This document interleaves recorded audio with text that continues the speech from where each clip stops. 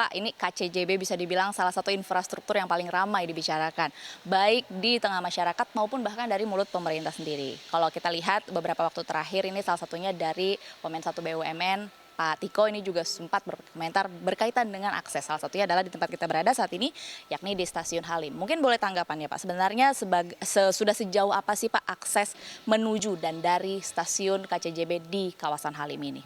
Baik, makasih. Memang aksesibilitas ini benar-benar menjadi satu poin yang penting ya untuk kereta api cepat Jakarta-Bandung karena memang penumpang membutuhkan kemudahan. Jadi kami terus berpacu dengan waktu untuk menyelesaikan semua pembangunan aksesibilitas di 4 stasiun. Tadi Mbak lihat bagaimana kami menyelesaikan aksesibilitas di Stasiun Halim, baik itu yang ke arah Jalan DI Panjaitan, kemudian exit tol, kemudian ada aksesibilitas ke stasiun LRT maupun untuk nantinya integrasi dengan moda-moda yang lain. Memang tantangannya aksesibilitas ini harus bisa berkoordinasi dengan banyak pihak karena stakeholdernya banyak sekali, tidak hanya pemerintah pusat, pemerintah daerah, BUMN ataupun pengembang. Jadi secara umum, kita ini sangat dibantu oleh stakeholder kami di dalam mewujudkan seluruh aksesibilitas yang ada di 4 stasiun. Contoh kayak di Karawang, itu pengembang kanan kiri ikut bangun. Kemudian di Padalarang itu juga sama, pengembang swasta bahkan siap mengeluarkan biaya untuk membangun akses ke stasiun Padalarang termasuk pengadaan lahannya. Tegaluar juga sama. Jadi benar-benar kami optimalkan semua peluang kerjasama kami baik dengan mitra swasta maupun dukungan dari BUMN, pemerintah daerah dan pemerintah pusat. Memang tantangannya besar sekali dan kita terus lakukan perbaikan untuk masalah aksesibilitas ini. Oke. Berkaitan dengan aksesibilitas yang tadi juga kita sudah melihat ada beberapa yang memang sudah siap dan juga kesiapan dari keseluruhan sendiri. Sebelumnya kan memang disampaikan bahwa launching akan dilakukan pada tanggal 18 Agustus 2023 berbarengan dengan LRT Jabodebek sebagai kado terindah buat Republik Indonesia, infrastruktur yang dijanjikan bisa mengurai kemacetan di kota-kota besar. Tapi kenyataannya dua infrastruktur ini mundur. Kira-kira kalau dari KCJB sendiri sebenarnya tantangan apa atau apa yang terjadi sehingga perhitungannya nih miss nih Pak, mundur nih jadinya launchingnya? Jadi tentunya kami juga akan sangat berbangga ya kami di KCIC dengan semua stakeholder bahwa kami berharap KCIC ini bisa menjadi kado yang terindah untuk hari ulang tahun kemerdekaan. Namun memang tantangannya adalah membangun kereta api ini adalah membangun sistem. Kalau salah satu sistem itu ada yang terkendala, pasti akan mempengaruhi sistem yang lain. Itu pasti juga tidak hanya KCIC, tapi juga pasti LRT juga demikian. Artinya memang kesiapan sistem secara komprehensif ini yang kita butuhkan. Dan kebetulan memang ada beberapa momen yang kita diminta untuk ikut menyesuaikan. Oh nanti di awal September ada momen di mana ada ASEAN 3+ Summit Meeting. Lain seperti itu yang kita akan ikutin apa yang menjadi arahan dari pemerintah. Mengikuti juga event-event yang lain yang berlangsung di pemerintahan begitu ya. Tadi Bapak menyinggung bahwa memang ini akan menjadi bukan saja stasiun tapi akan menjadi kawasan ekonomi yang memang sudah lumayan banyak peminat investasinya. Mungkin boleh dielaborasikan Pak. Jadi stasiun Halim ini akan menjadi salah satu stasiun ikonnya kereta cepat karena memang kebetulan lokasinya itu sangat strategis. Kalau kita bisa bilang stasiun Halim ini adalah sentralnya Jakarta bagian timur.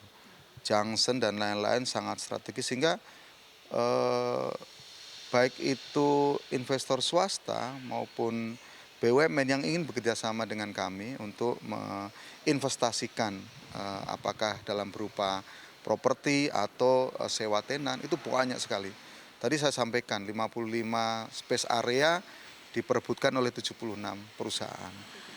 Satu area properti sekarang ada 4.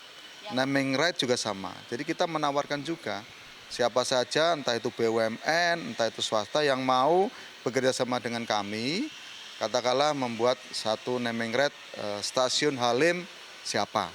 Itu benar-benar menarik dan saat ini kita lagi lakukan beauty contest untuk memilih siapa yang terbaik yang akan menjadi mitra kita. Yang kedua, memang kita akan ciptakan satu ekosistem. Jadi tidak hanya stasiun sebagai fungsi hub transportasi, tapi juga stasiun ini sebagai bagian dari lifestyle. Dan kita pasti akan mencoba untuk memaksimalkan dukungan terhadap ekosistem yang ada di sekitar. Tidak hanya stasiun LRT, stasiun Halim, atau perumahan, atau pengembangan-pengembangan yang lain, pasti benar-benar stasiun Halim ini kita akan develop sampai berapa tahun lagi agar bagaimana kita bisa maksimalkan nilai dan value creation yang ada di stasiun Halim. Kurang lebih demikian ya. Boleh bocorannya dong Pak, kira-kira pihak-pihak mana aja sih Pak yang berminat nih untuk masuk ke sini? Kalau saya bocorkan sekarang nggak surprise dong. Nanti Oke, pasti nanti. tahu. Oke, baik. Masih berkaitan dengan investasi begitu. Mungkin salah satunya yang paling ditunggu-tunggu oleh masyarakat adalah soal harga tiket ya. Tadi juga sudah dijelaskan, mungkin boleh dijelaskan. Kira-kira berapa sih Pak prediksi harga tiket bagi masyarakat untuk menggunakan atau menikmati fasilitas ini? Sedang kita usulkan dan memang itu juga menjadi satu rekomendasi dari Kementerian Perhubungan, sebaiknya di awal operasi didiskon dong biar masyarakat semakin banyak yang berminat menggunakan kereta api cepat. Karena dari awal kita sudah sepakati bahwa kereta api cepat ini tidak hanya dari sisi kecepatan, tapi juga bagaimana kita bisa memindahkan kemacetan jalan raya, mengurangi kemacetan, mengurangi polusi dan lain-lain. Jadi 250.000 sebagai tarif diskon di 3 tahun awal ini sudah kita usulkan dan moga-moga bisa mendapatkan persetujuan dari semua pihak termasuk shareholder kami. Oke. Ini mumpung berkaitan tadi pertama investasi kemudian harga. Kira-kira ini menanggapi terkait dengan pembengkakan biaya investasi di KCJB. Ini ada isu bahwa ini agak susah nih balik modalnya. Tanggapan dari Pak Dirut bagaimana?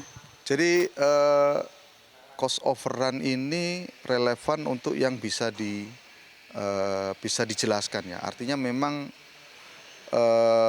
kita tidak bisa mengelak dari faktor itu, apalagi investasi sebesar KCJB. Kalau kita lihat dari beberapa case di cost overrun itu karena memang kondisi yang kita tidak bisa hindari, misal kayak penyediaan lahan, kemudian stasiun LRT, tiba-tiba kita harus membangun stasiun LRT untuk mengkoneksikan. Dulunya stasiun LRT nggak ada. Kemudian frekuensi GSMR.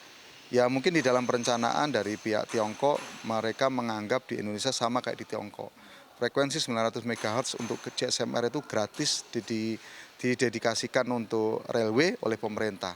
Sementara di Indonesia kami harus bekerjasama dengan salah satu operator dan atas kerjasama ini kami harus mengganti investasi yang digunakan untuk melakukan clearance frekuensi biar tidak ada interferensi antara GSMR dengan jaringan operator seluler tersebut.